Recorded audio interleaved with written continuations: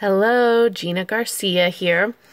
So, Halloween is tomorrow, which is why we are starting our series on gut health. Halloween really starts, actually, a lot of us probably started before Halloween with fall festivals, but this season starts just totally wreaking havoc on our guts, on our digestive system, in turn, our immune system, and people call it cold and flu season. A lot of you guys have seen the graphic that has been out. Says it's not cold and flu season. It's our inability to adapt by not getting enough sun, vitamin D, and eating a bunch of junk with the holidays surrounding us starting now. And yeah, just not eating the right foods, all of our comfort foods, because it's colder outside and we're inside more, so we're not getting fresh air. So really, we can avoid the cold and flu. We can avoid cold and flu altogether. Like, we don't have to miss school and work. We can have healthy guts, healthy selves, healthy kids, healthy spouses, and we can have like a really good time during cold and flu season when everyone else is missing out because they're stuck in bed with a fever and hacking up a lung. So what is your gut? If some of you guys have probably 95% of the time, whoever has messaged me or called me with help with something, what oil do you suggest for this? What supplement do you suggest for this? Yada, yada, yada. You guys, 95% of the time, I'm saying you got to start with your gut. It is a gut issue. You can try all these things, but really, you've got to start with your gut. So what is your gut? You always hear us talking about gut health. And basically, I mean, it's your whole digestive system, starting with your mouth and ending in your backside, where elimination occurs. And so a lot of times we're talking about the stomach and the intestines as well, where our food is being digested and nutrients are being absorbed. So why is a healthy gut so important? Why do we rant and rave and push this so much? Because 60 to 80% of our immune system is located in the gut. 60 to 80%. That's a lot. More than 40 diseases have been linked to bacterial imbalance, including depression, arthritis, IBS, and cancer. That's why we always talk about putting good bacteria in our gut, because if we have an imbalance and all the bad bacteria is taking over, all of these yucky things can occur. And then you guys, this is crazy to me, 90% of our serotonin is found in the digestive system. Serotonin is a neurotransmitter found in our brain. 90% of it is in our guts. Serotonin can affect our mood, our appetite, our digestion, sleep, memory, and even libido. So if we aren't getting enough of that good serotonin happening in our gut, think of all of those diseases that come from those things that it's affecting. I mean, mood. Maybe you're not just not happy. Maybe you're actually depressed. And it could be coming, dun, dun, dun, from your gut. 30% of our nervous system is in the gut.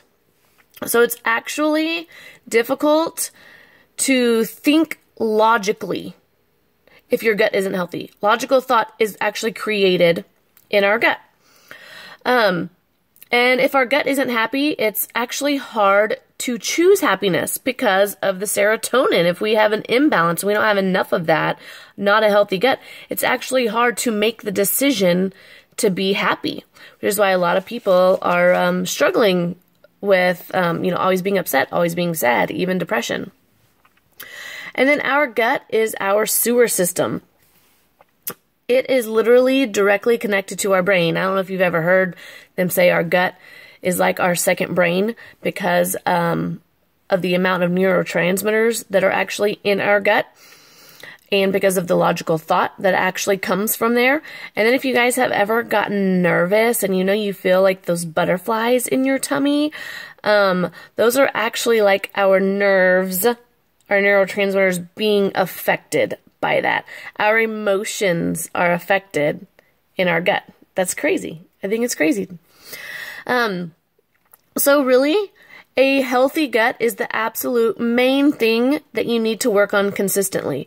If you're going to work on anything to get healthier, work on a healthy gut.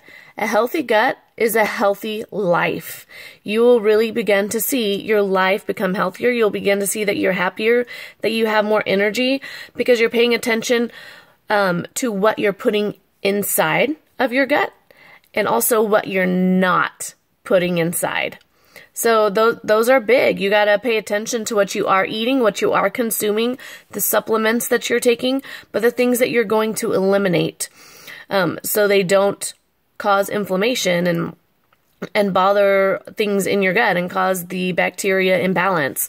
You guys, even our endocrine system, our hormones are affected by our gut health because inside of our gut and our digestive system, it's absorbing nutrients, and the cells from our organs and our glands, they need those nutrients to work properly. And if they're not getting them, guess what? Our glands aren't producing the hormones properly that we need, and we're going to have an imbalance there. And we hear all of the crazy stuff of hormone imbalance, and most of us women have a lot of that going on with infertility and mood swings and lots of other things. So that is a big reason we wanted to bring this up with this season coming up. Just watching the sugar and watching what your kids are eating, because just having one mini Snickers a day during this time of season, this time of year when you're not getting enough sunlight and you're eating all the extra comfort food and drinking all the extra hot chocolate and whatnot, it actually is going to make a big difference. And let's be honest, we're probably not eating just one mini Snickers, maybe one after each meal of the day.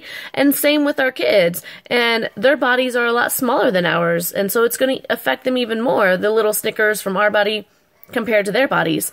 But not just the sugar, you guys, there are dyes. Yes, the food coloring, they're very sneaky. They're in all of the things, even when you wouldn't think.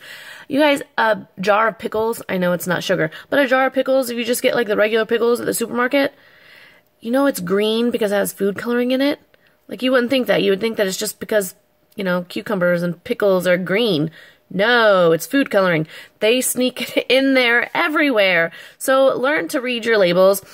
Watch the candy you're sneaking from your kids' buckets and, you know, start a major limit maybe on the candy you guys are going to consume after tomorrow, the trick-or-treating and all the fall festivals. And explain to your kids why. Like, I teach my kids specifically why we don't have a lot of sugar. I explain to them that it does make us sick. Not just our tummies, like they expect, yeah, we're going to have a tummy ache, maybe we can puke or whatever. But I tell them, no, actually, it causes a lot of other things in your tummy, and it can actually cause us to have a constant runny nose. It can cause us to have a cough.